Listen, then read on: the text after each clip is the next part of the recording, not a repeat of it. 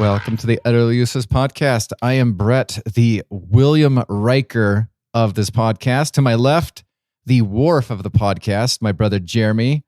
And to my right, yes, some might be thinking the Wesley Crusher of the podcast, but no, he is our seeing impaired Geordie LaForge of the podcast. Geordie. Which one's Geordie? I'm not much of a. This is Next Generation, right? The guy with like the Reading Rainbow. Oh, Reading Rainbow. Yeah. Okay. Lucky. I'm Worf. You could be Wesley. I mean, you have that. No, you have that no, I don't wanna sweet be with knife or that sweet weapon. That's true. Uh. That's true. And I got anger problems, right? Yeah. It seems like he has anger problems.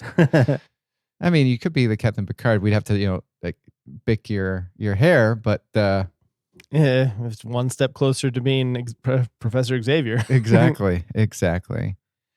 All right. Well, welcome to the podcast, and here is the introductory quote. Hey, buddy, I'm looking for some fresh slug. Yellow or purple? Whatever. The purple one causes a terrible nightmarish diarrhea. Yeah, I said whatever. I don't know this one. It sounds a lot like like The Simpsons and Vegas Vacation mixed into one. Ah, well, it is Futurama. I was thinking, Oh. wow, how did I let that pass? Wow. It's Bender. Bender goes into, I can't remember what he's doing, but he's going in and there's like a whole bunch of slug stuff that he could buy. I can't believe it's not slug is like one of them. And he just is like, yeah, I come here buy some slugs. And he's like, yellow, purple. And I just love the whole, yes, the purple one causes nightmarish diarrhea. Yeah, I said whatever. Is that the one where he's trying to be a chef? Yeah. Oh, okay, yeah. Did you say that and I just completely... No, I forgot where it was going with that. I like that one because, yeah, his food is awful. I know that they're rebooting that, and I'm trying to find right now. There's no firm date. Okay. Expected summer 2023, and it will be on Hulu. Ooh. Wow. So, Man, that gives me reason to probably try and pick up Hulu then, because yeah, I'm excited. I don't know if this is like... I just feel like on a whole, if you compare a whole season, the whole show from first to last season, and this is unfair to The Simpsons because Simpsons have so many seasons and not all of them. Yeah. Now we're on the tipping scale of most of them being losers. Just Futurama is just so much more rewatchable. Oh, yeah. Yeah, I think the moment that The Simpsons really kind of... it's hard because there's a couple of episodes here and there, but I guess general quality was around the shooting Mr. Burns season. Yep. I remember that. I had no idea that had any context to was it Who Shot JR? Like Yeah. I hadn't Dallas. I never knew what Dallas was at that time in my life. I was like, this is great though. Well, I remember when like so many people were just talking about what do they think, and just imagine if that episode happened now. So many different like YouTube videos and YouTube channels would be breaking down every single thing. Like I am amazed at the amount of detail that some of these YouTube channels, like there must be some of these YouTube channels must have just a crew of researchers because the amount of information that is on there readily available, sometimes hours after the episode airs, is just amazing. Yeah, I've always been fascinated by the fact that people can break down these movies or episodes and find all these slivers and like, did you see this Easter egg? And I'm like, how did you see it? Like, are you pausing every like second to see if there's something different or? Yeah, like some of the people that do YouTube like behind the scenes for especially Rick and Morty, they really go into depth. I'm like, I didn't even see that. I've watched this episode like 9 times and I have not seen that either of the 9 times. And then when they compare another show that has a similar thing to it, like, how'd you get that? Yeah. Anyway. All right, merit badges. What do we got? All right. So I guess I will start. So my merit badge, it basically it is 2 bloodshot eyes. And it is called the Addiction Merit Badge. Now, I guess I should be forward. I had this addiction problem for years. I didn't realize it until it became a massive problem. My eyeballs are addicted to my contacts.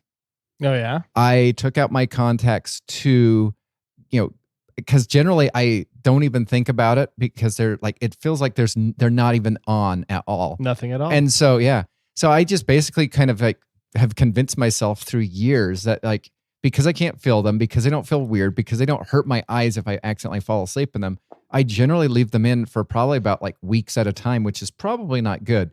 So I take them out the other day because I'm like, I'm on spring break. I can just, walk around the house with glasses and whatnot. And my eyes just start getting inflamed and they are red and they are scratchy and they are just hurting.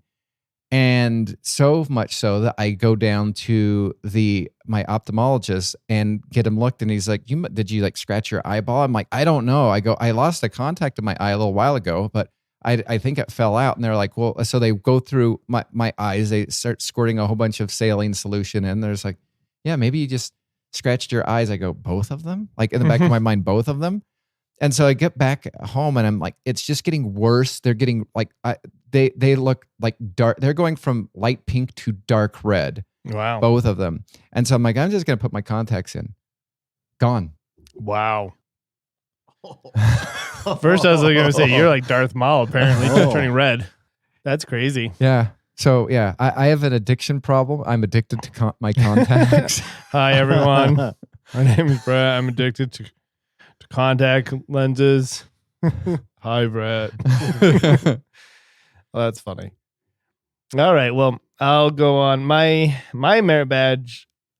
Sadly, I should have wrote all the merit badges that I received or earned, because I swear in the last couple of weeks I've earned so many. And but this is the one that I have at the top that I think is the greatest. So my daughter named this one. She called it "You're failing at sleeping." And so what happened was I was getting a sleep study, and the first night that I started the sleep study, my daughter starts throwing up, and I'm like, oh, great. And so we're up, and she knows what the sleep study is because she's had it before. And so she knew what was going on. And so I tell my wife to go sleep in the other room because she's got more pressing stuff the next day that I do. So I'm like, I'll just call in sick. So she's up throwing up all night. And she's like, Dad, you're going to fail your sleep study. I'm like, yep, I am. And then the next day, I got sick and threw up, and I was failing it myself. And then the next day, it was, I think it was my wife, and then the next day was my son. So we all took turns. Hey. So my youngest daughter was the only one that was unaffected by this virus that came in. Sharing is caring. But yeah, so I went in and I brought in my like sleep study, and they look at it like, did you sleep during the sleep study at all? I'm like, not really. Like, I'm going 5 days straight where I need some sleep. And it was funny because I previous nights I grew up in a increased anxiety of like, okay, a kid's gonna walk in and be throwing up. And so I was not sleeping from that point on, just waiting for somebody to come in the door and saying, I can't sleep, and blah. And so I actually had to drug myself pretty severely to get to sleep because I was just so anxious of expecting some kid to walk in the door and disturb my sleep. So, wow. But yeah, so they had me do the sleep study again because they're like, yeah, we didn't get much on it. So my merit badge is, I don't even know, just me sitting on my bed, and looking fondly at it, going, please, and then a test and an F on it. All right. Well, I'm going next. I got the Ted Lasso merit badge. I became a soccer coach. Oh, look at you. That's why you have the mustache. That's why I have the mustache. Now I need to get a visor. Uh-huh. But I guess my son's playing soccer this year for the spring, and for weeks they were trying to find a soccer coach. Could not find one. and I eventually cracked and decided I want him to have a good experience. Yeah. And I want him to play. And so I just decided, okay. I played soccer when I was a kid for 8 years or so. And so I'm like, I think I can do this. And so this spring and starting next week, I'm going to be a soccer coach. Congratulations. Nice. I was going to ask, like, do you have any, like, because I was putting myself in your shoes. I'm like, I spent my 4th grade year, I was in soccer. I'm like, I don't want to do this anymore. And so I was just be like, hey guys, let's kick the ball. Let's work on kicking the ball. Kick. Yes. Kick. So I'm glad that you have some experience. Also, I will share with you some of my knowledge. So I had to, when I taught 4th grade, I had to teach my students how to play the recorders. And I'm like, I've never played a recorder in my entire life. I took 8 years of piano lessons. So what I did is I just channeled my Gail, our piano teacher, and I just basically was like, you know what? I'm just going to channel our piano teacher, and this is how I'm going to teach recorders. None of the kids knew. I had no idea what I was talking about. That's hilarious. I could not channel our piano teacher. Ugh. I hated the piano. Like, I hated learning it. I don't hate playing it. Hated learning it. Mm-hmm. But fun fact for me, so to piggyback off of your soccer coach. So just, was it last night? No, it was the night before. So 2 days ago, my wife says, so our daughter's soccer coach has the same name as our backyard neighbor. And I'm like, really? And so I text him like, hey, are you our daughter's coach? And he goes, yeah, I am. He goes, do you know anything about soccer? Because I don't. I'm like I played for a while. Yeah. He goes, you want to be my assistant coach? And I'm like, oh shoot, sure. So you're the Coach Beard. Yeah, I'm Coach Beard. So, and I already have an assignment now. So he's going to be out of town next week. So I'm taking over from next week. I'm like, crap. I really walked into this one just by asking. Yeah, but at least your daughter's age and my son's age are they're the younger ones. So like practice is 20 minutes before a game, and then there's the game, and then you go home. Yeah, it's simple. I don't think there's goalies.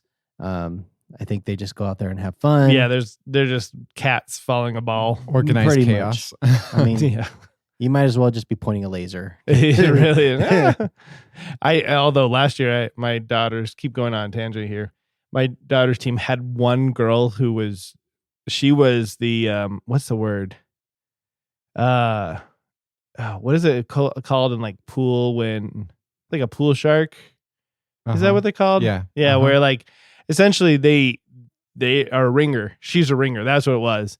And yeah, she was just dominating. I'm like, you're like 4 years old. How are you this good already? And she like, does like a bicycle kick, and you're just like, wow. I know. I'm like, wow, your little legs can do that. That's great. So I had to go to like a meeting for this whole thing, and like there were a bunch of volunteers there, and like there were like 2 people there at the meeting. They were like, so can we do practices outside of designated practice times? I'm like, you're gonna be a problem, aren't you? That's funny. You're going to take this a little too seriously. I'll tell you, one of my favorite things that happened at one of Jeremy's soccer games, he was playing indoor soccer because that's all. Before he got into baseball, he was massively into soccer, and we were at Wasatch Junior High, and he kicked the ball. It went all the way up into the basketball standard that was already like put up. It went through the hoop, bounced down, and then bounced into the goal. And they paused the game because they were trying to figure out, should they count that goal? Like, I don't know if you remember that, but that was like the most wild thing I think I've ever seen. Because I remember that they were ultimately, because I was a goalie on the other side, and they ultimately decided goalies can't make points. Yeah. And so I was like, that's dumb. I remember that.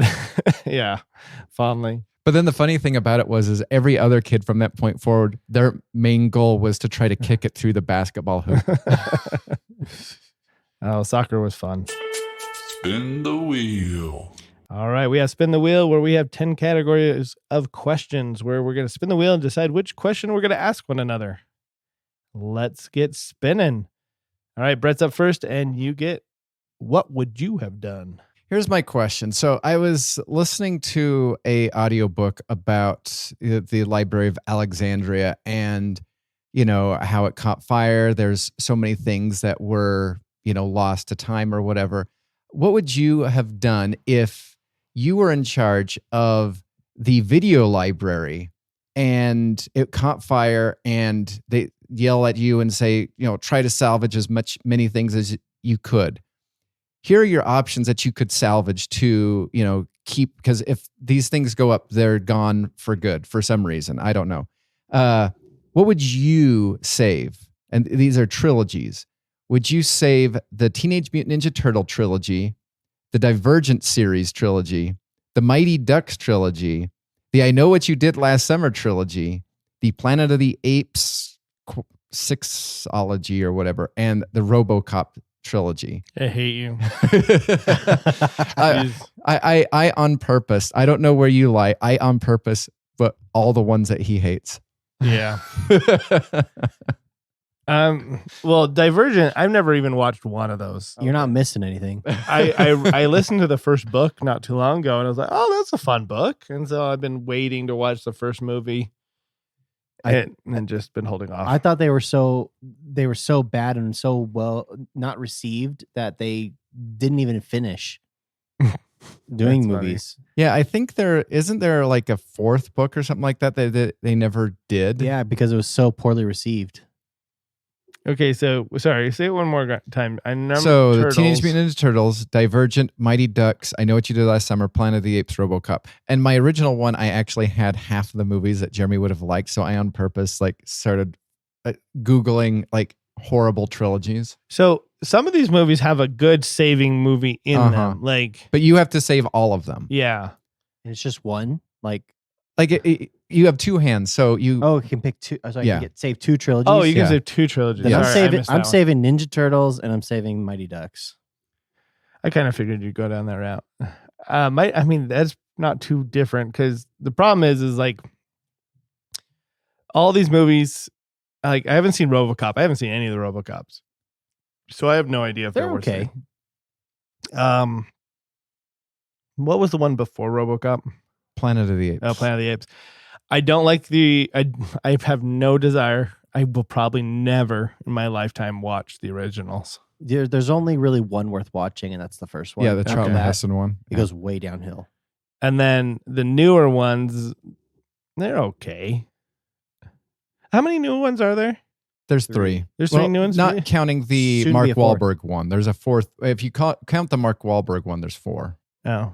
Yeah, soon to be in the new trilogy, there's going to be a fourth one pretty soon. But Okay. right now, there's just three. I think I've only seen the first one then, and that was just okay. Jeez. So Mighty Ducks and Teenage Mutant Ninja Turtles, the first ones were great. I think TMNT number 2 was pretty good, right? Secret of the Ooze? I like the second one more than I like the first one. I think that's what I'm recalling. I've The third one sucks, never though, the wanted Japan to one. watch the Turtles in Time. Yeah. Oh gosh. I do like Mighty Ducks 1 and 2. 3. You know what? I'm saving Mighty Ducks. That's number 1. That's the first one. I'm gonna lock that in because now I'm going through them all. I'm like, I liked them all. They were fun. I haven't seen them since my youth, so hopefully they still hold up. I like the Mighty Ducks Game Changers. They wouldn't be here without the movies. The Game Changers. What's that? Is that the new series? It's the Disney Plus series. Oh, I didn't know it had a subtitle to it. I've watched the first season. Yep, I've watched the first season, not the second. Yeah, me too. I don't want to say RoboCop because obviously I've gone this far without watching it, and I'm fine. What? Let's see. Am I missing one? Oh, Divergent. Mm-hmm. So there's 5, right? There's 6. There's 6. Okay. Mighty Ducks. I Know What You Did Last Summer. Oh, I know what you did last summer. That's the one I'm missing. That one's only good for the first one, and it's not worth saving. So, shoot, I'm falling in with Criddle, Teenage Mutant Ninja Turtles, and Mighty Ducks. Yeah. I just took a long way to get there. Because, I don't know if they did more to my childhood than any of the other movies by far. So I'm sticking with that. No, I agree with you because like I never had any inkling to ever play hockey in my entire life. And I remember going to the Dollar Theater and seeing the Mighty Ducks. And I'm like, I've never wanted to play hockey more in my entire life because of that movie. Yeah. And then after the movie was over and we walked out of the movie theater, I was like, okay, that died. Isn't funny how that happened. All right, I'm up next, and looks like I'm getting random question. Okay. I'm going to make this a would you rather. Would you rather get $9,000 a month for the rest of your life or get $1 for every number you count at any time? Oh, I'm a math teacher. I'll take that. But the thing is, like, I was thinking about this pretty deeply. I was like,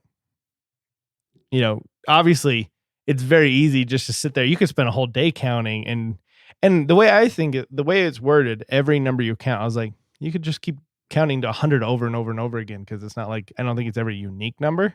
Well, you could just go 1 2 1 2 1 2 1 Oh, that's 2. true. That's true. Didn't even think of that. But then when do you turn into this like babbling fool that's just 1 2 1 2 1 2 2 is the 1 2 guy? He's here. He's rich. You do have a point because it would take a while. I think $9,000 a week, $9,000 a month. So a month, just counting to 9,000. I'm sure you could count to 1,000 a day every day. Just make it a goal to do that and be done. Yeah, you could just go out for a walk and just go 1 1 1 every single time you take a step, or just count your steps for fun. 1 2. Just because I think counting 1 over and over again would be annoying to myself. Oh, I want this new iPhone. 1 1 1 1 1 1 1. That'd be funny. So, like, what are you doing? The way that you kind of like tell people that you're not insane. He's like, this is how I meditate. Oh, gotcha. That'd be funny though. You're at checkout, like, this was gonna be $150. Okay, 1 2 3 4 5 6 7 150. Here you go. Like, wow. How did that happen? People hate being behind you in line because they're like, oh man, they see the bills like, oh, it's $500. Ah, shoot, this is gonna take a while. You get somebody tries to rob you, like, give me all your money. I'm like, yeah, okay, just give me a second. 1 2, like, why are there only $1? Why can't you make like hundreds or fives or tens or something like that? I don't know. This was the gift that is like, or count faster. That's not how this voodoo works. Oh, what if somebody finds you and like get you hostage and makes you count for the rest of your life? Ooh. And you're just their money machine. That's a dangerous power now. Yeah. You can't let people know about it. Yeah. I'm going with the 9,000 a month just because I'm lazy. That's what I was wondering, if anybody would take the lazy route. I was leaning towards the, like, I was going back and forth, but now the fact that I found out if somebody finds out I can make money like that, and they could, drug dealers or whatever, who it is, the gangs. Yeah, I'm still going Al-Qaeda. I'm still going with the counting one because, if you just counted 100 once a day for an entire month, that would just be $3,000 right there. Mm-hmm. So yeah, I'm gonna go with the counting and just keep it under wraps, not telling anybody how I make my money. Yeah. What you'd have to do is you'd basically have to kind of get like, you'd have to go buy like some incense and some candles, and they're like, ooh, look, it's Dad's time to, go relax meditate. or whatever. And meanwhile, you're just going 1 1 1 1 and just watching a whole bunch of bills just kind of. This is Daddy's private room. For some reason, it has a vault door on it. You just go in there. You don't have to move the money around. Yeah. All right, Krill, you're up next, and you got how much? How much would it take to eat in one sitting 3 dozen assorted Krispy Kreme donuts? How long would it take? How much? How much money? Oh, in one sitting. Oh my gosh. How much would it take to eat in one sitting 3 dozen assorted Krispy Kreme donuts? $100,000 because I would be hating myself for so long afterwards. I'd need some money to go to the psychologist or whatever and be like, okay, I did it because I was asked to do some money, but I still don't feel good about this whole thing. Look at I have body image. That was, how many calories that was. Oh my gosh. And so I would need the satisfaction of knowing that there was a good monetary reward for my discomfort and also me being in my head, hating myself the entire time. It's fair. I'm just worried about throwing up. That's my main concern. Would throwing up be allowed? Because I don't know how I could endure 3 dozen donuts without throwing up. I mean, I guess that's punishment enough. Throwing up donuts and still having to continuously eat.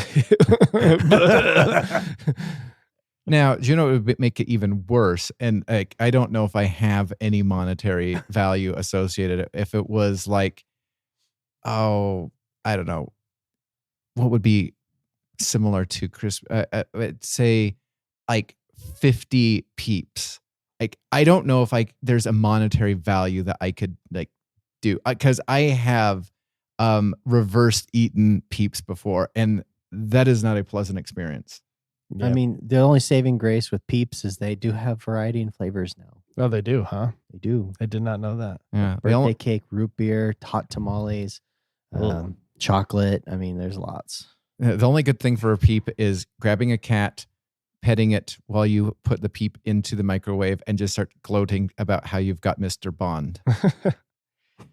Let's see. So $1 figure for me. I'd do it for $1,000. Oh, this is really high.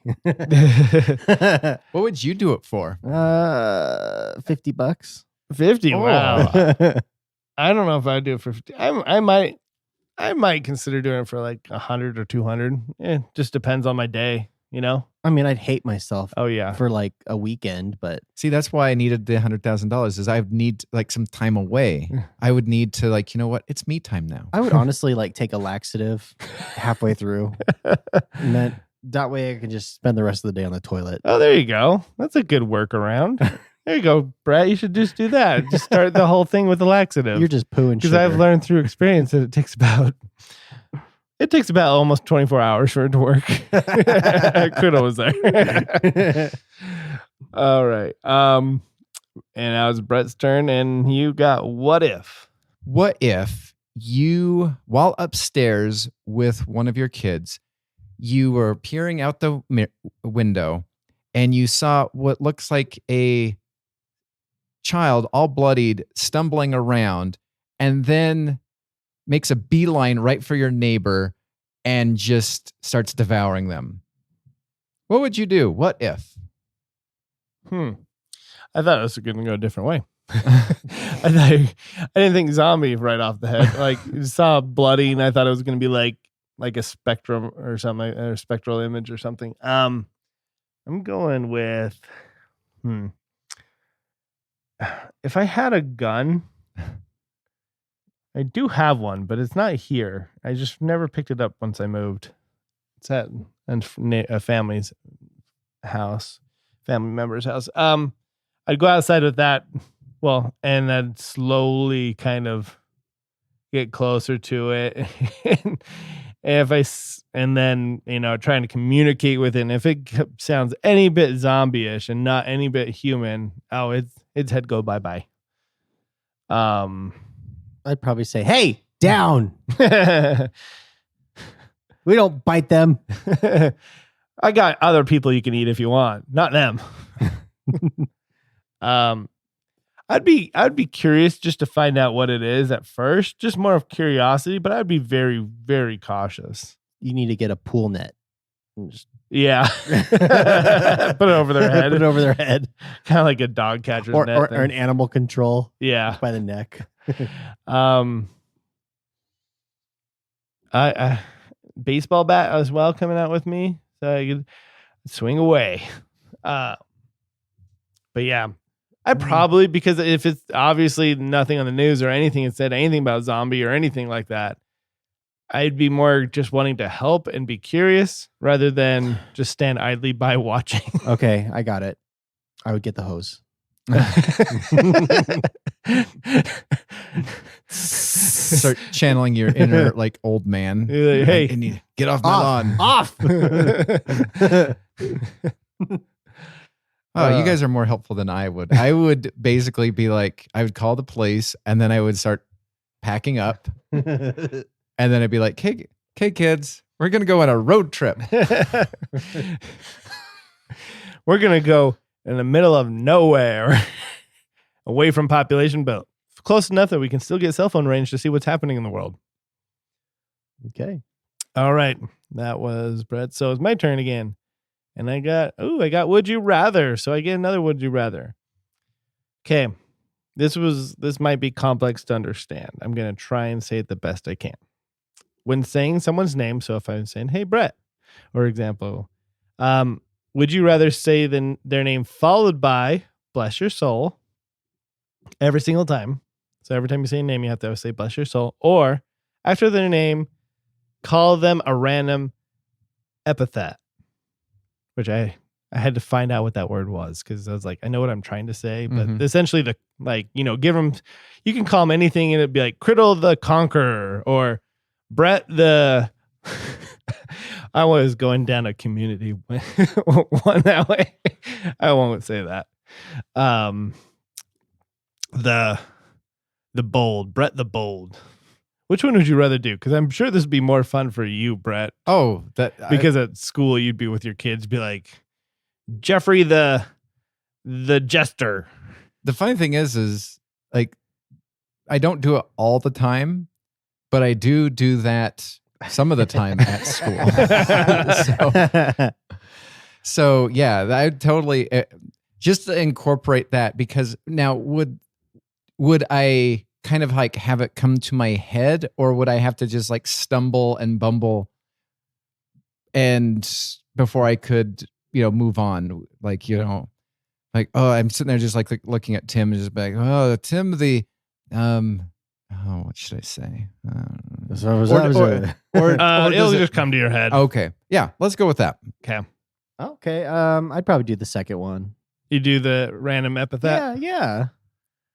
Yeah, I think saying bless your soul, I'm like, oh, Criddle, bless your soul. Or it'd be like to my kids and to say their name. Hey, I love bless your soul. You're in trouble. Get into your room or something, Yeah. You're mad at somebody. Oh, let's see. You get pulled over for speeding or whatever. And it's like, excuse me, I'm sorry, Officer Smith. Bless your soul. I was not speeding.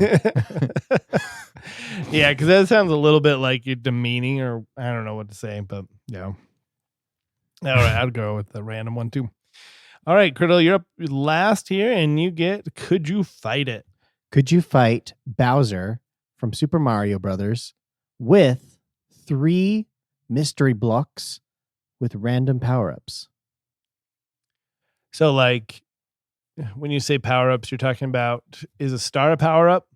No. Or is it just the turning into a cat, turning into a squirrel, or a raccoon? Yeah, the cat, the tanuki, I don't know all these cat? The boomerang. The only reason why I know that cat's a possibility is people who have not played Super Mario and are YouTubers are criticizing the Mario movie for Mario being in a cat suit, and they're criticizing him, saying that Mario is now a furry, and and then all the people who have played Super Mario Brothers, who knows that that's an actual thing in the game, are now like criticizing those people, and it's hysterically funny. So we're not talking about the raccoon, right? No, I'm talking about a cat.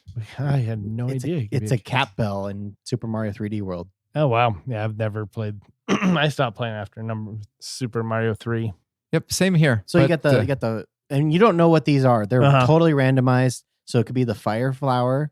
It could be the hammer bro. Suit. I forgot about the hammer. It could be the tanuki. What's the tanuki? The tanuki is the raccoon. Oh, okay.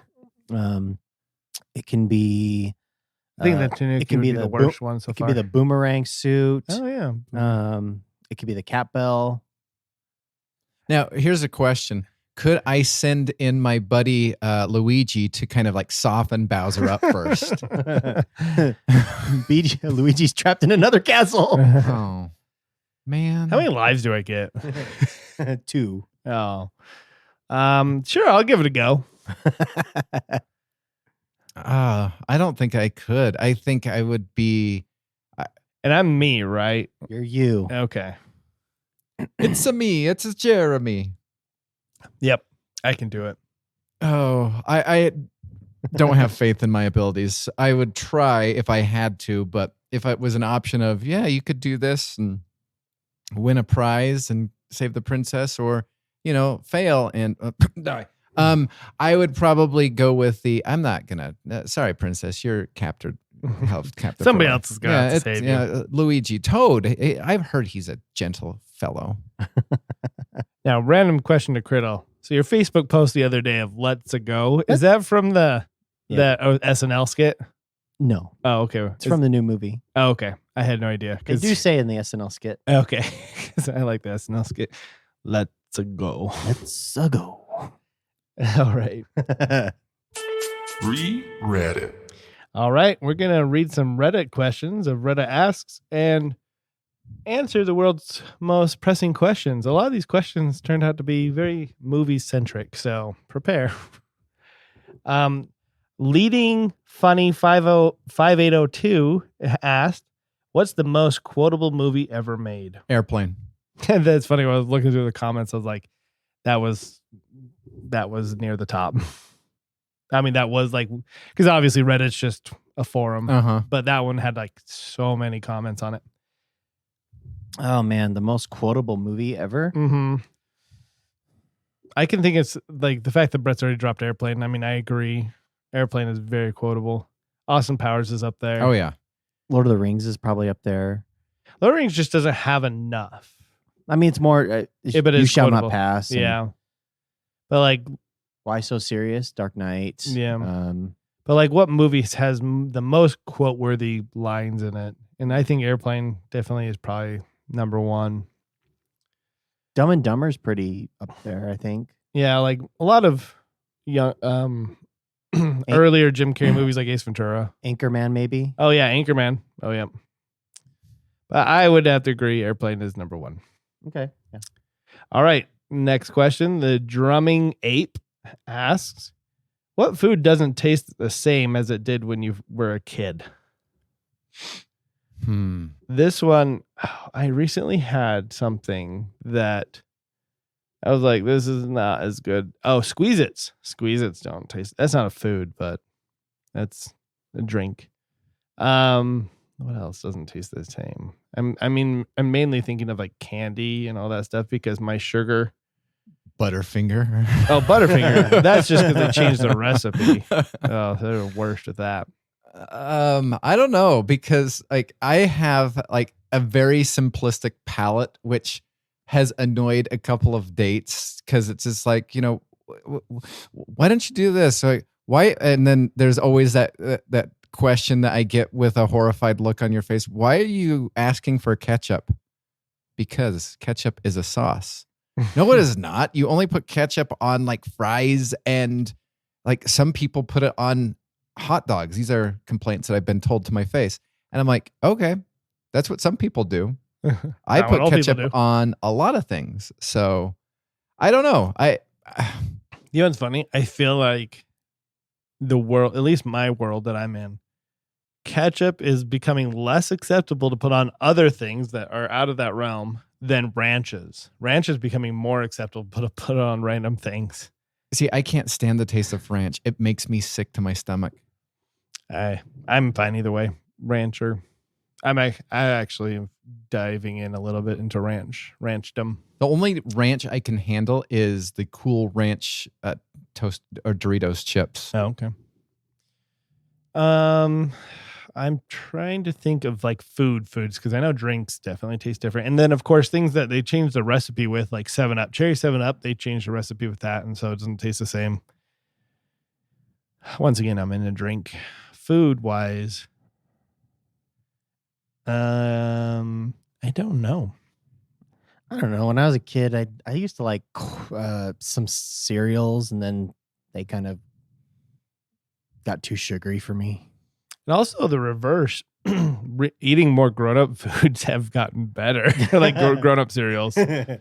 Like that is true, because like, what was it back in the day? Like the really only grown-up cereal was like Raisin Bran and like the mini wheats or whatever. Yeah, sure. Mini wheats and stuff. Yeah, like that. Those were like the only like grown up cereals. So, all right, we'll move on. Moneybot asks, what TV show had crazy good first season and a dumpster fire for a second season? Heroes. Yeah, Heroes. I forgot about Heroes. I was also thinking of Lie to Me. Oh, I love that The first fir- season of first Lie season to was Me. really Yeah, it was good. really good. You guys mentioned Prison Break. Oh, yes. Prison Break. I've always wanted to go back and relive that first season again. Oh, I've done it before. It still holds up when you relive it. In fact, I think the last time I did that, I tried going further than I've ever gone before. And I went to season 3 and I'm like, okay, I'm good here. I went to the end of season 3. My favorite thing when I'm not sure if it was season 3 or 4, but I was working at Select Health in the mailroom, and there was somebody that really was a big fan of that. And I'm like, I just can't get back into it. And the lady that I was talking to goes up to me. She goes, they're going to kill off that main girl because she's asking for more money. And I go, no, they're not going to kill her off. So in the next episode, they behead her. And she's dead for supposedly a couple of episodes. And then she comes back because supposedly, this was the rumor in the early 2000s, was that she realized, oh, they can kill her off. And she would rather have money rather than no money. So she came back, signed her contract, and then they kind of staged like that. It was somebody else. It was this or that or whatever. I'm like, interesting. Oh, geez. I mean, I'll tell you, I love the 24 series.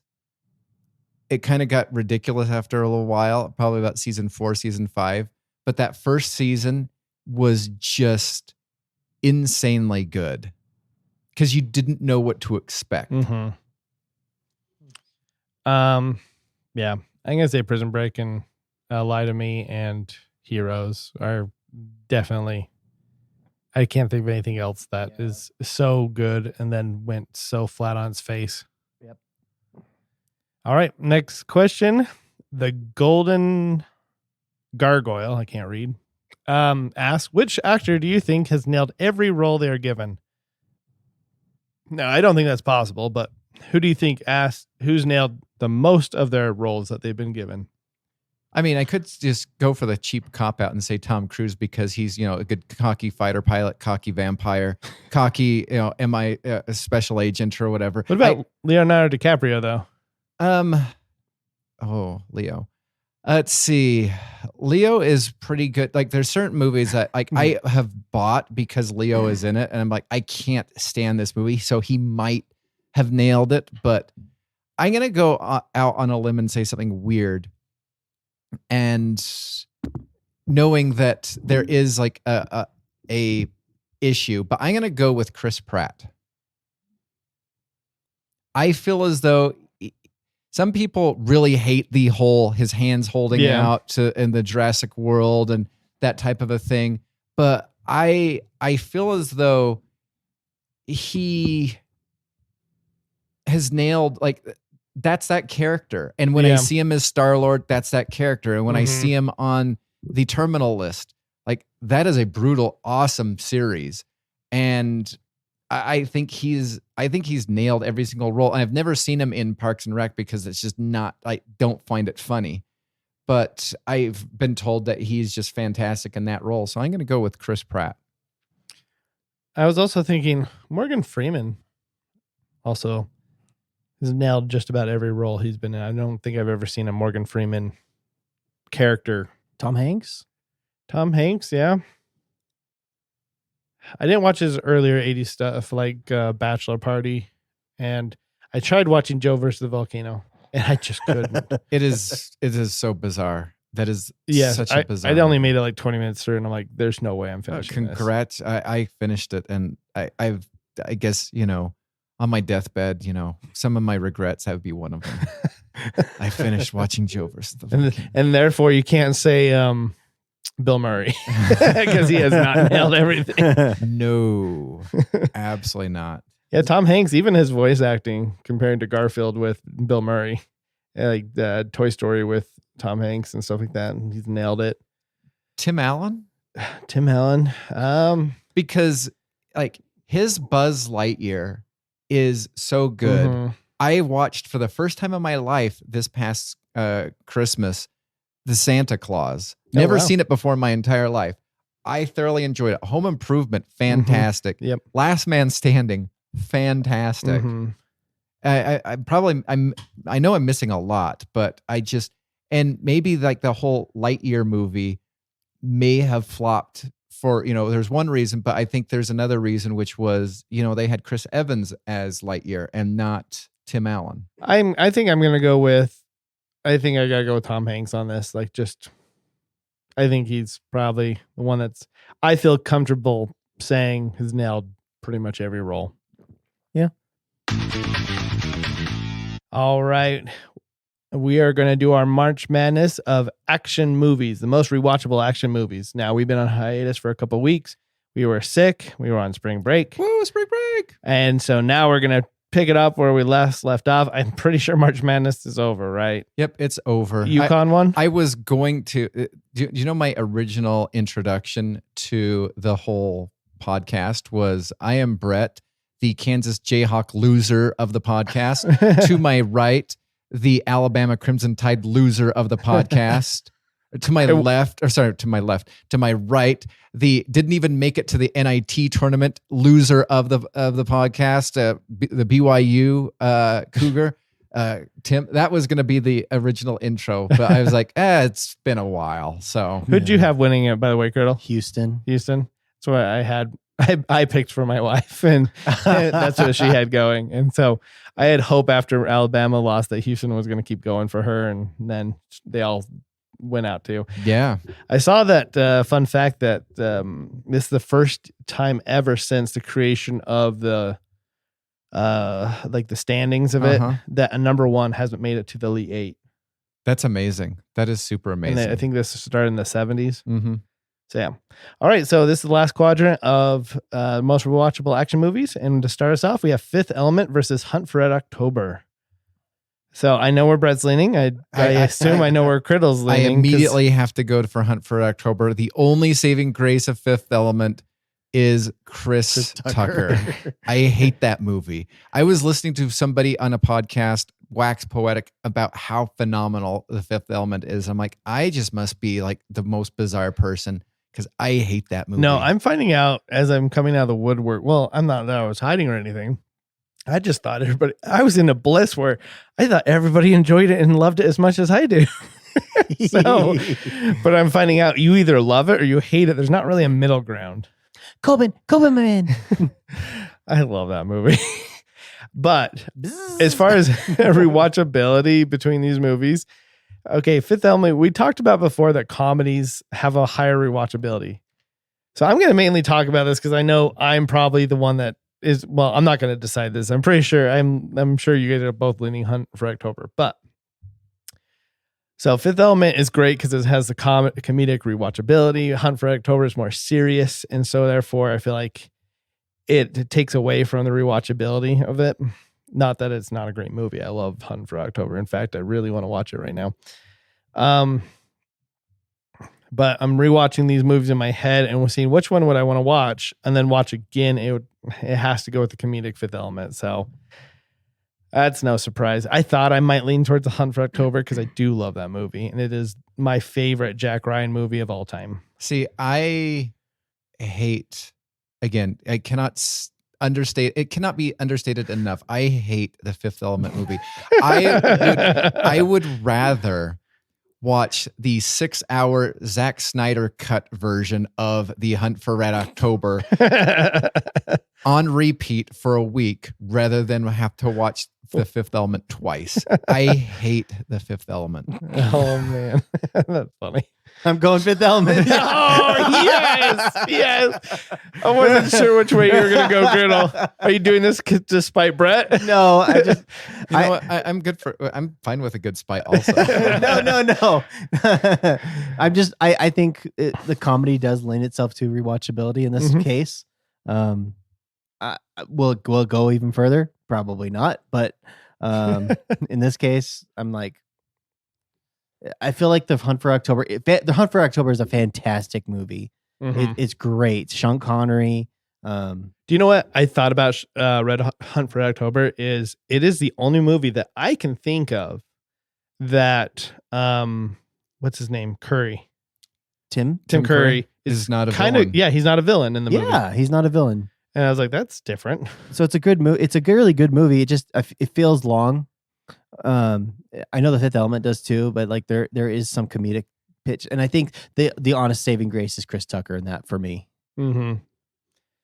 Yeah, I like the whole cast. I like, of course, Bruce Willis, Chris Tucker. I like what's her name? Mila. No, it's not Mila. What's her name? Mia Jovovich. Yeah, and then Gary Oldman's in Gary there. Oldman. Yes, those four.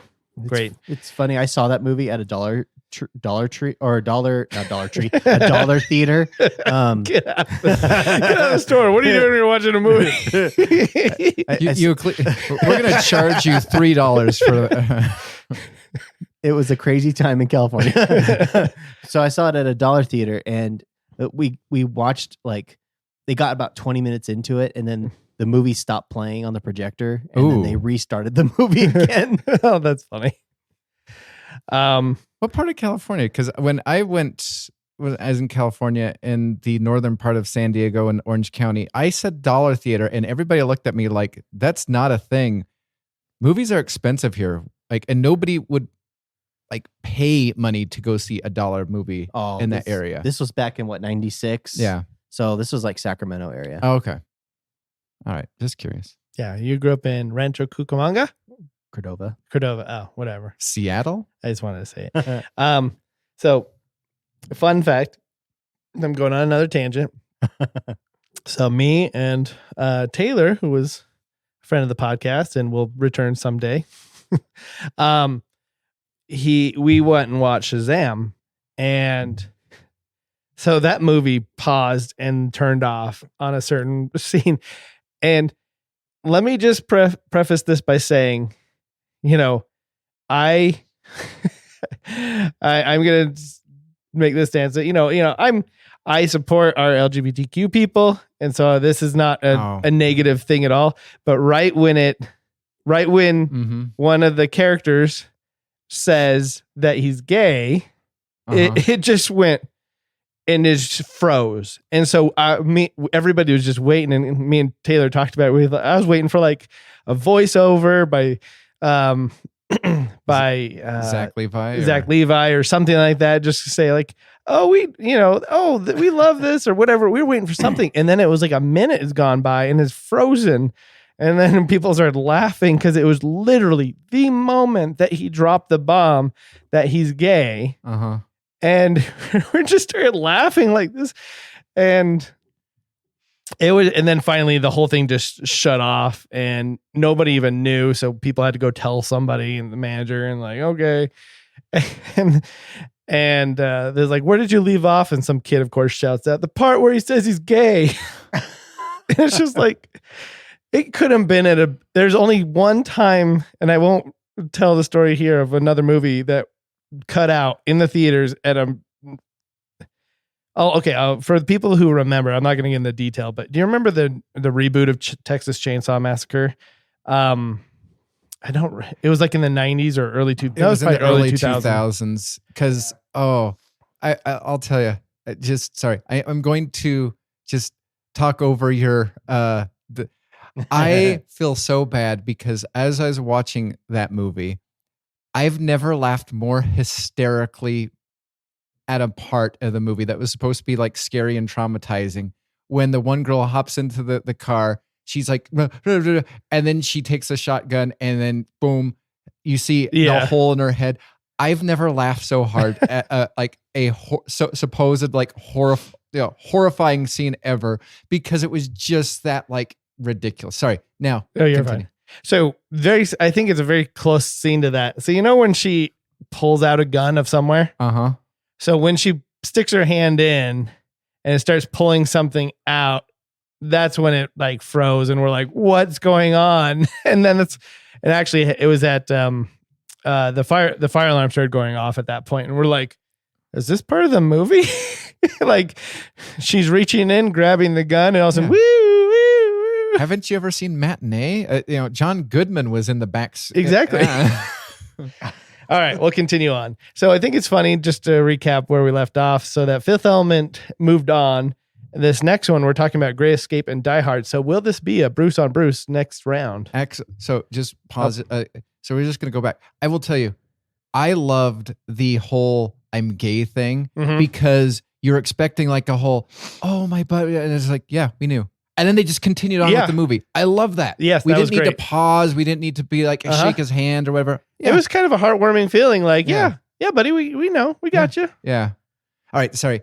So we got Great Escape and we got Die Hard. So Bruce Willis possibly versus Bruce Willis, which I'm gonna predict that's probably what's gonna happen because The Great Escape is a great movie. I remember watching it. Got it from the library. Never heard of it. My dad said it was great. It has a good soundtrack or whatever. One of the skits from Naked Gun 33 and the Third finally made sense to me. Oh yeah.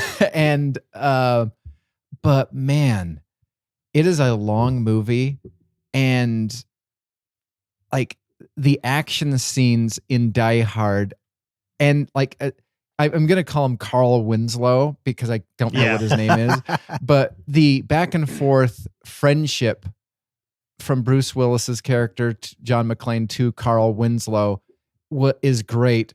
And even though like there's parts of like near the very end of The Great Escape where like these people sadly just get mowed down after all that hard work is devastating. Yes. But at the same time, rewatchability, I think I have to go with Die Hard. There's a reason why people watch Die Hard every single year for Christmas. Die Hard is my vote. Yep. Great Escape is one of those movies that honestly, I would rather just stop watching it once they escape. Yeah, because you have the kind of fun Steve McQueen motorcycle chase scene. You have James Garner. I think he's the only one. Him and another guy are the only one that get out alive. And no, the Colonel does. Oh, that's right. The Commodore. That's what I meant. From the Commodore. Maverick. Yeah, great movie. Yeah, I'm going Die Hard. Die Hard. I think we're all going Die Hard, right? Die Hard. Die Hard. Just so we'll get into it next round, but such a great movie. Okay, next movie, Goldfinger, or next one, Goldfinger versus Warrior. I think Warrior is a movie that Jeremy's been telling me to watch for years, and I've never watched it. So I have to go with Goldfinger because That's fair. That's fair. Warrior, I think you would really like it. Have you seen Warrior, Curdle? That's the Nick Nolte, Tom Hardy. I love Warrior. Warrior is a movie that I can rewatch a lot. If you enjoy boxing movies and fighting movies like that, like MMA. Yeah, like mixed martial arts. Great movie. Love it. I think it's also like a great, it's based on a true story. So that's kind of, heartwarming as well as the story itself is just heartwarming. I really like it. Goldfinger is probably one of my favorite older Bond movies. I definitely would rather watch Warrior over again. So Criddle, where you lay? I get the split decision again. Yeah. Have you noticed me and Jeremy try to make you decide? Yep. I am aware. I don't remember. I don't remember Goldfinger that much. I do. I mean, I did enjoy it. Pushy galore. I don't. I'm gonna go towards Warrior. I just like Goldfinger. I like the fact that they go towards Fort Knox, and I think that story is awesome. Yeah, that's cool. All right, next one is Inception versus Predator. Ooh. This is an interesting one. Like Predator, I'm having to recall that from the recesses of my mind because I haven't watched it since I became an adult. I watched it as a kid. Arnold Schwarzenegger. Yeah, that they're the number one. The I number do one. enjoy it. I like the cat and mouse chase. Inception though was fantastic. Inception's fantastic. However, it is deep. And so I feel like because of the deepness of it, also that kind of takes away its rewatchability. Here's my only thing, and I'm not saying anything wrong here. The only says you. Just kidding. Yeah. The only thing that really actually has me not going for Inception is I got tired of the whole Leo's character talking to Ellen Page, and she was a person that we were supposed to be told how things work or whatever. And I feel as though that kind of slowed things down even further. Like, not saying that she was a bad character, but the constant, like, I'm going to ask this question here. I'm going to ask this question here. Mm-hmm. It was so talked down to, like, because we're the audience. Yeah. That I'm like, I think I could have gotten this without the majority of this character existing. And I feel as though that slows down some of the movie's like awesomeness. Mm-hmm. Like, again, I love the layer upon layer like that. Like I have gone back and forth between one of my friends. He hates that part of Inception. And that's what I like about Inception. And then he loves that stupid Tom Cruise Minority Report. And I hate that movie with a strong, fiery passion of the sun. So I love, like, we constantly like battle back and forth between which movie sucks. And the funny thing is we always agree. Well, I like my thing, you like your thing, and you hate my thing, and I hate your thing. So I'm going to go with Predator. The one thing I think that the Inception thing, and this sounds I'm just picking at this because of rewatchability, not because it doesn't make it a good movie or a good movie to watch and enjoy. But I just hate the dynamic of him and his wife. Like, I don't really like, yes, you long for your wife and want to be with her again and all that stuff. But yet she's also haunting you.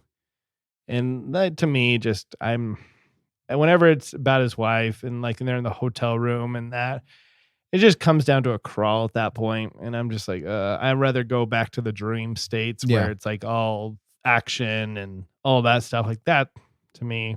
But it's the wife stuff, even though it's the most, that's what this is all kind of side story about. Yeah. I don't know if I mentioned it here on the podcast, but fun fact, if I have, you get to hear it again. So they asked, what's his name? Christopher Nolan? No, who's the Caine? Michael Caine? Mm-hmm. No, Michael Caine says, ask Christopher Nolan, like, how do I know which scene is dream state and which ones I'm not? And he goes, well, any scene that you're in is not a dream. So that's a fun fact about the movie. Interesting. So yeah, Michael Caine, anytime you see him in the movie, it's not a dream. That's cool. I'm going with Predator. I didn't see that coming, but I'm going with Predator too. Oh.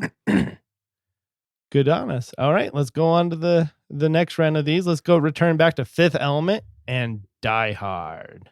Okay, John McClane says yippee-ki-yo-ki-yay to Fifth Element and Chicken Lady. Same. All right, I just want to think about my time here with Die Hard. I got to put it on record where I stand, but I don't know where I stand. Because they're both very rewatchable in my eyes. Oh gosh, like I don't want to take these movies apart. I love the world building in the Fifth Element. I love like all the world that they built. It's so fun and enjoyable. There might be some slower points in that movie, but I'm trying to think of them. I just feel them when I think about rewatching them, but I don't think. What? For the slower parts of the movie is every scene that doesn't feature Chris Tucker. I like, yeah. I think Die Hard has the better villain. Yeah, I was just thinking that too. Bruce Willis is a better character, I think, in Die Hard. Yeah, he has a better backstory and a better side characters in Die Hard. Oh yes, that's true. All right, Criddle. All right. 3 for Die Hard. All right. And going back to Warrior now. Okay, now I need to do a what if you were in charge of the library and pick all of your favorite movies, and which 2 would you save? Oh yeah, that would be a painful one. Warrior versus Predator. This one I know is Warrior for me. I like watching Warrior, even though it is more emotional. There's no comedic value in any of these movies, so Nothing lends itself to that. Predator, action, warrior, more dramatic. I just think the story doesn't really pause or slow down in Warrior, where Predator, I don't know. I'm going off of my 1990s knowledge of Predator. I feel like. See, and again, having not watched Warrior, the main reason why I'm sliding towards Predator, because I have not seen it since I was a teenager, but it is the antithesis of an 80s action movie. Yes, it just is. over the top, insane. Arnold Schwarzenegger. And you know what? I kind of what was it? Somebody brought up to the fact that the two movies that probably, well, one of them obviously didn't win any awards or at least notable awards. I didn't watch any of the Academy Awards, so it could have. But you have the Top Gun Maverick, which was just a good movie, which made over $1 billion, which people just generally loved, was not going to transcend anything, but was just I guess you could say, a classic like 80s, 90s movie. Now you have John Wick 4, which is crushing all the competition. It is basically kind of an 80s, 90s over the top action movie. Like, why can't we get more of these? Just like, we don't have to like again, the Shazam 2, they could have like pulled that scene out so much longer and just applauded themselves and do this and this. Yeah, we knew. And then back to action. Like, that's what I want. And that's you don't want to go into like the emotional and like diving into stories of why on characters, where the 80s, they didn't really dive in. They were almost surface deep. Yeah. Backstories. I agree with that. Sometimes I think action movies these days try to put too much of a story behind. And it's like, no, we're paying money to be entertained by action, things blowing up. I mean, there was a reason Michael Bay was who he was back in the day. Like, people just want to see stuff blow up. So yeah, I feel you there. So that's why, I'm leaning towards Predator, because it is just the 80s antithesis of an action movie. I'm going Predator. Oh man. Ooh, did not see that coming. I didn't see it coming either. I just think there's something about Arnold Schwarzenegger's presence in a 80s movie back when he was the guy with action, and just the whole idea of Predator was just, to me, is a little more actiony, more rewatchable, more fun. All right. Well, what about this? Die Hard versus Predator. Fun fact, baby. Directed by the same guy. Oh, these movies really? Really? McTiernan? Yeah. Oh, same guy. Idea. That's cool. Well, congratulations to you.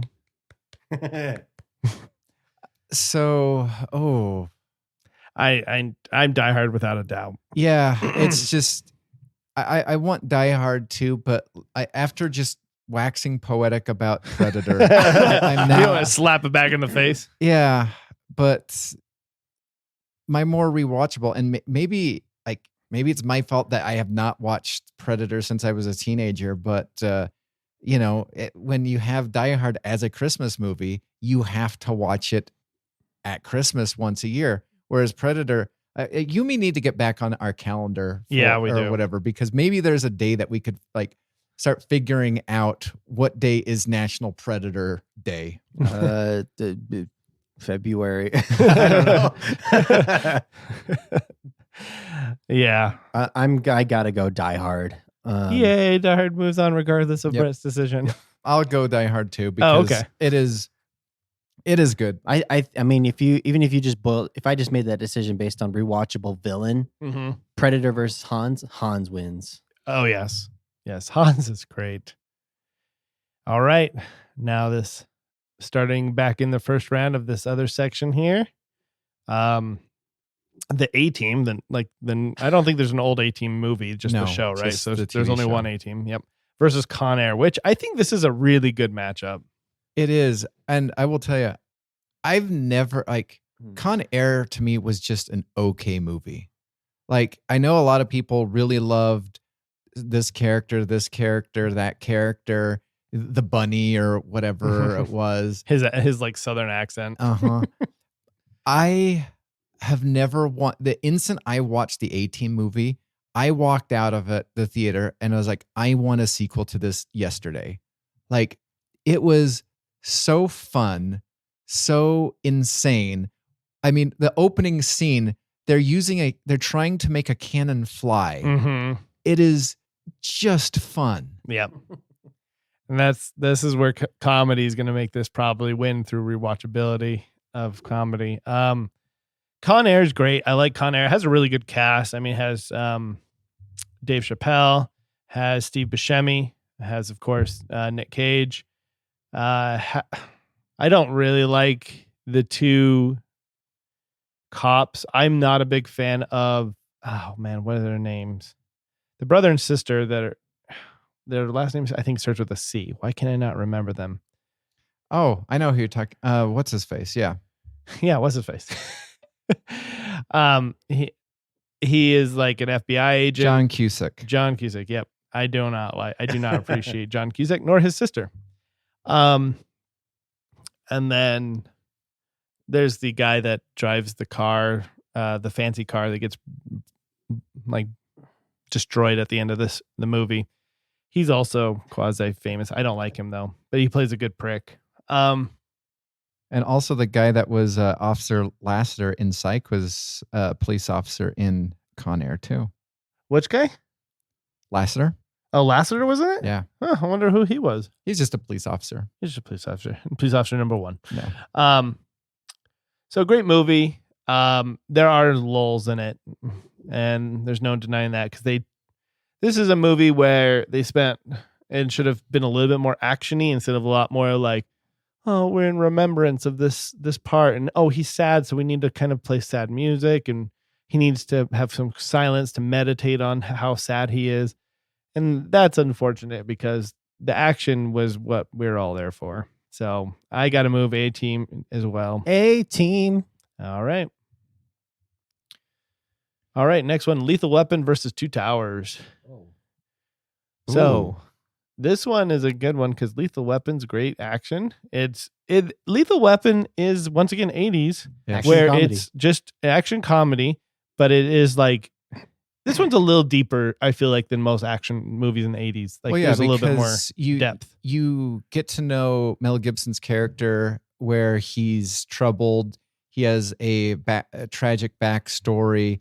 One of my favorite things is Loaded Weapon. Yes. Which makes fun of Lethal Weapon, where Emilio Estevez does the random butt in the moonlight walk.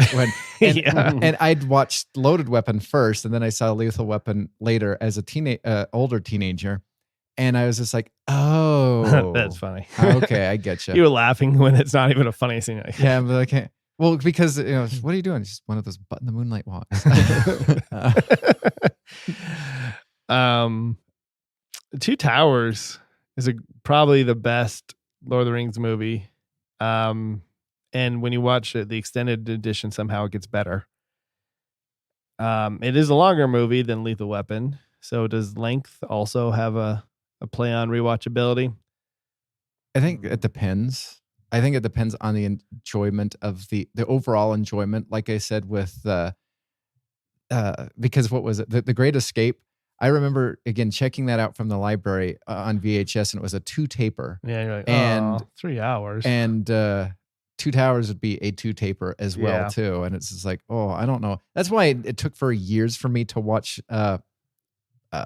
Braveheart, because I'm like, oh, that's a 2-taper. I don't know if I can rationalize watching a 2-taper. And for me, I don't know if you guys experience this at all. If grown-ups tend to like movies, you kind of like, I don't know. If my parents like this movie, I don't know if I will.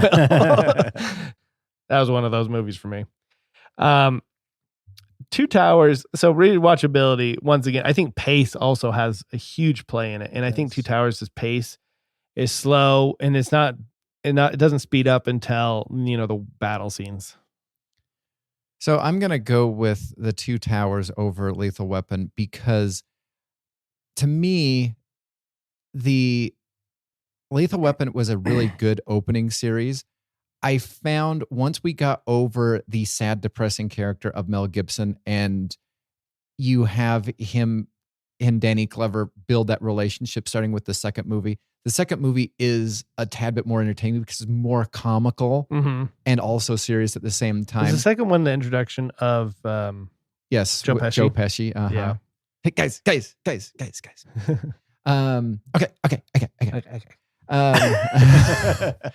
So I have to go with Two Towers just because there's more of a dramatic lull with the first Lethal Weapon because of the whole psychological damaged, police officer and stuff like that. That's a good point.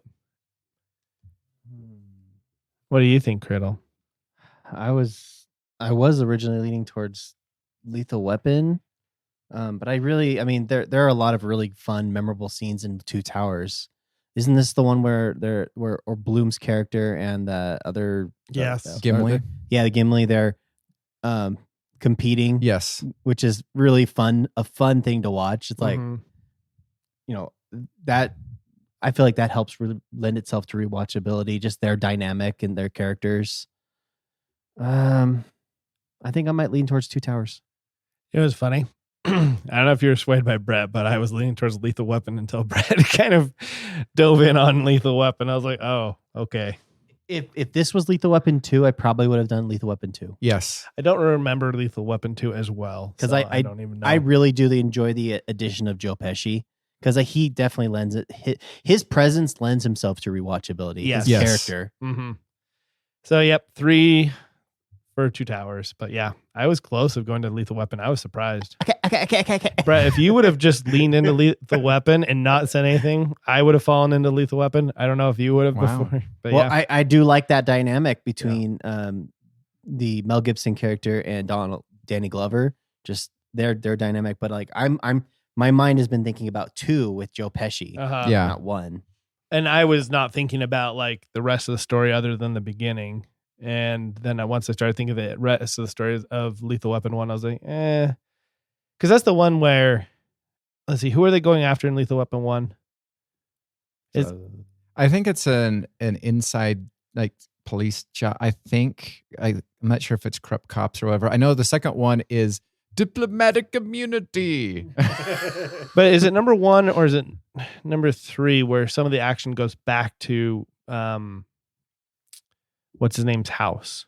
I think it's 2 that goes with the toilet. It's either the toilet. Yeah, it's 2. I think it's 2 that goes to the toilet. Fun fact: I heard that on a podcast that is that house they used for Danny Glover was the neighbor to Chevy Chase's character in Christmas Vacation. Oh, interesting. Fun fact. Fun indeed. All right, the next one is Fugitive versus Face Off, which once again I think these are pretty they're in the same realm. Yeah. I know which one Brett's going to go for. Have no doubt. Okay. So then I'll let you guys talk this out. Okay. I have no idea what he's going for, so I don't know. No doubt. So I'll give a breakdown of Fugitive. I think this is, first of all, this movie's iconic. It's woven its way throughout all comedy movies and TV shows. Even Scrubs, which is hilarious. You know what I'm talking about, Brett, right? Yeah. Have you seen that part in Scrubs where, with the janitor? Fun fact, if you didn't know that the janitor was a cop in Fugitive. Kimball. Yeah. My favorite part of The Fugitive is when the comedic thing for The Simpsons when Bart frames Milhouse. Milhouse is on the crate. He's like, but I didn't do anything. I don't care. And Face Off, Nick Cage versus John Travolta, which switching faces, which is entertaining if you ask me. They magically have the same exact height, even though they're two. Hey, no, they talk about that. I think they changed things in them. Oh, okay. Height and muscle mass. They did that too. Yeah. When you press play, you go along the ride. Yeah, exactly. You bought the ticket. Exactly. No, I'm all for the Adam Carolla face-off theory. I I didn't know going into this what I'd pick. Do you know what you're gonna pick? I'm just curious. I think I do. Okay. Well, I'm going Fugitive. That's what I'm going for. And Brett's going Yep, Fugitive. Fugitive. Yep. Yep. Yep. I knew Brett doesn't care for Face Off. I know. I appreciate the face-off theory, Yeah. but I remember what was it? I think I was working at Harmon's in the video department when that came on VHS, and I'm like, I just, because I could rent anything for free as long as I brought it back the next day, I was fine. And so I checked it out to myself, and I'm like, Face Off, what the heck is this? And then I watched it. I'm like, yeah, what the heck was that? Next one is Black Hawk Down versus Midnight Run, which both these movies I've only seen once. Both of them I've seen when I was much younger. Black Hawk Down, Middle East movie, war movie. Midnight Run. How would you describe it? It's not psychological, right? It's just it's an action drama. Or no, it's comedy. No, it's a comedy. I'm I was like, thinking of what are we talking about? Because I'm like, no. There's another movie that's Run that is a more. I was thinking of, was it Marathon? It was the dentist one. Is Marathon that Marathon Man? Man, Yeah, I was yeah. thinking of Marathon Man. Okay, Midnight Run is the one with the guy from Beethoven. Yes. And Robert De Niro? Robert De Niro. Yeah. Where Robert De Niro is bringing him in on like. So he basically is the guy from the Great Muppets Christmas Carol, which I'm trying to figure out what his name, like, I can't remember what his name is in real life, but he was an accountant to a. Do you mean the Caper? Yeah, the Great Muppet Caper. Yeah. Oh, sorry. you said Christmas Carol. Sorry. He was an accountant for a crime boss, and he decided to steal money from the crime boss. So he was working for the mafia as an accountant, and he decided to try to see if he could steal it because, like, who's going to check the accountant's work? Well, I guess they did. And so now the accountant, the mafia is trying to take him down. He wants to be free. And then you have Robert De Niro, who is a bounty hunter, who there's a huge bounty to get him to arrest, because nobody wants this guy, because the police are worried that things are going to happen. So they're going to get him to point A to point B through this bounty hunter. And then they're going to turn him over to the police department in LA to testify against the mafia. So you have this whole thing going on. To me, it is more comedy than action, but the action is fun, but the comedy just pushes it to me over the top. Where Black Hawk Down is, to me, I bought it on DVD. I watched it once or maybe twice. And I think that's what it is. It's I've seen it. I've seen Black Hawk Down. It's fine. Mm-hmm. But Midnight Run is so fun, so enjoyable, so rewatchable. The banter between both the main characters or whatever is just fantastic. One of the first things that I when I think of is Robert De Niro gets him on the plane and he goes, I should tell you something. I don't like flying. It panics me. I don't like being claustrophobic, blah, blah, blah. And so he creates a scene where he's escorted off. They're both of them escorted off the plane by the air marshals because they're creating a scene causing this or whatever. And so they start taking him to from where they are to LA through car. And he basically gets a jump on Robert De Niro, and he finds a small propeller plane, and he starts taking off in that. And so when Robert De Niro brings him in, he goes, I thought you said you didn't like flying. He goes, no, I don't like flying, but I am a certified pilot. And he's like, but he's like, I didn't say it terrifies me. I just said I didn't like it. And I just, would you say that, for people who are not familiar with Midnight Run, there's a little bit of similarity between it in the movie with Adam Sandler, Bulletproof? Like, because that's Damon Wayans and Adam Sandler banter as Damon Wayans is trying to bring him in. yeah. Just like there's a similar like storyline. Well, and then they kind of redid Midnight Run recently with Melissa McCarthy. I can't remember what it was, but basically it was Midnight Run with Melissa McCarthy's. Is that the Sandra Bullock one? I'm gonna have to check what I that don't one is. remember. But yeah.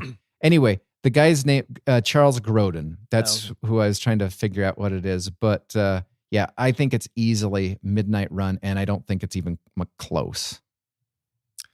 What are your thoughts, Griddle? I haven't seen any of these two. You haven't seen either. Wow, I'm surprised you haven't seen Black Hawk Down. Nope. So I'm kind of leaning towards heavily what you guys. I'm leaning on whatever you guys say about them. Yep, it's Midnight Run. It's Midnight Run for me then.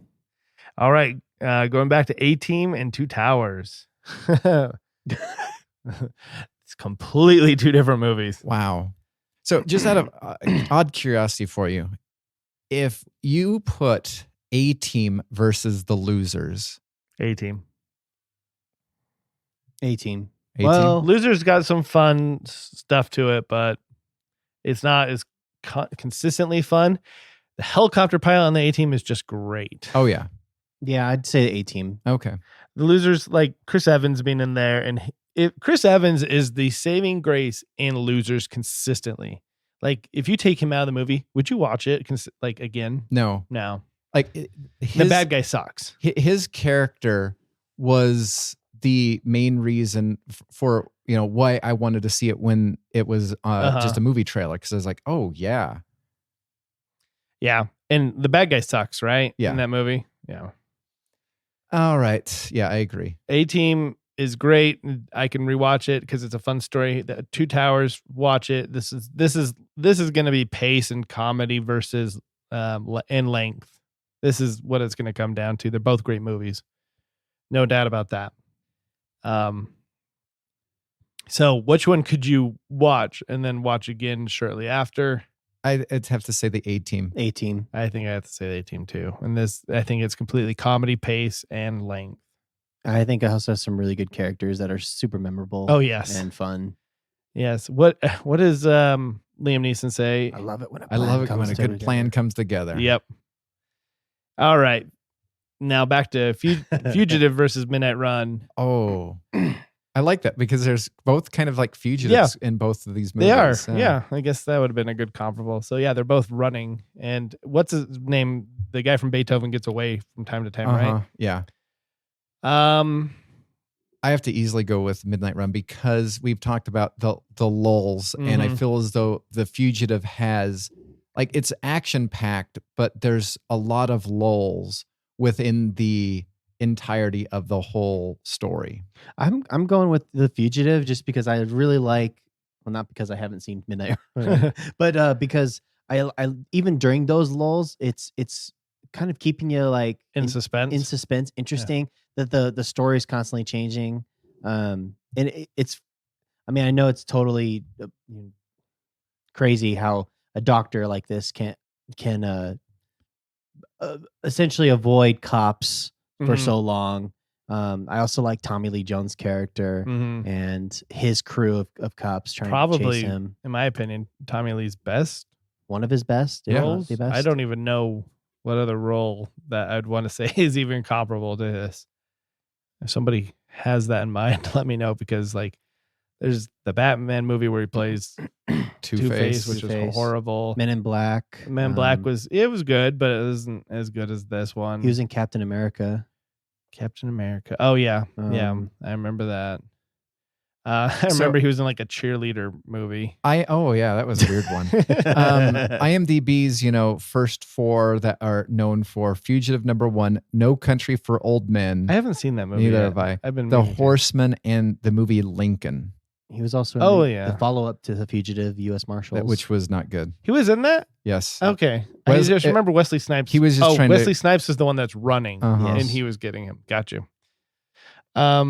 I'm gonna say. Ooh, he was in a Volcano. I forgot. about that. Volcano. I like Volcano just because it is one of the worst of. I still prefer Dante Speak. Yes, it is. I have a thing for natural disaster movies, and that is a great movie, but it is one of the worst of the natural disaster movies. But I still enjoy it. He's also one of the villains in Under Siege. Oh yes, I do remember that. That's where I get my dream come true, where somebody gets shot with a flare gun. That's the second one. Oh, that's the second one? Oh, okay. On a train. I thought it was. Oh, yeah, it was on the train, wasn't it? Yeah. I thought it was on the boat. Nope. Okay, I'm going Midnight Run. I've honestly, and I don't know if Brett's ever know this, but Fugitive has not been my favorite movie. No, I remember when I bought it. I think I got it for one of the movies for Columbia House, and you're like, why did you get that? I'm like, well, I also got the what was the other one? Because I got all the Star Trek movies except for number 1, because that is the worst Star Trek movie ever. And then I got The Fugitive. And then I think the other one was, and we've already done it before on one of the previous rounds, which was the Sylvester Stallone, Wesley Snipes. Oh yeah, What is that? I know it, Demolition Man. Demolition Man. That was the other one. So yeah, my Columbia House first order for all free ones. Those were my free ones. Wow, I'm surprised you remember. Whoa. I can't remember mine. All right, we're going up here against A-Team and Midnight Run. So this is the last one for this section. Oh man, I think this puts it in the Elite 8 is where we are. Yeah. I'm gonna pitch my vote for the A-Team. I really enjoyed the movie. It's got a great cast. Bradley Cooper. Mhm. It's got the helicopter guy. I don't know what his name is. It's got also the guy that plays Brad. Liam Neeson. Liam Neeson. It's Who got else is there? the guy that plays was it Oh, Rocco, or I don't remember his name. what's his name's character? Replacing Mr. T. Mr. T. Yeah. Yeah. Oh yeah. I don't. Yeah. I know love who that. you're talking about. I but love yeah. that whole dynamic, and then Jessica Biel's in there. Mhm. Just it's such a fun watch, fun movie. Yep. I'm with you. I'm with A-Team. A-Team. I mean, and maybe it would change if I watched Midnight Run again recently and not rely on my 90s memory. Yeah. I'm going to go with Midnight Run, and I'm going to also recommend that you both go watch the Midnight Run immediately, and then you can be kicking yourself for actually choosing the wrong movie. Okay, so for next week, to wrap this all up, we're going to do a recap. We haven't done a recap yet just because we didn't want to.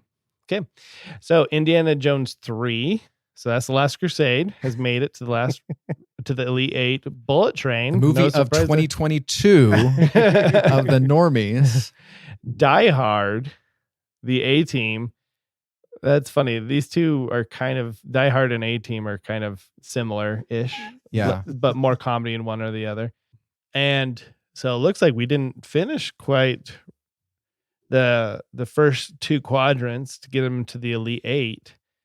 So real quickly to wrap up, what we're going to be discussing next week is John Wick versus Speed, Captain America versus Winter Soldier, Captain America Winter Soldier versus Fast and the Furious, Iron Man versus Spider-Man No Way Home, Infinity War versus Jurassic Park.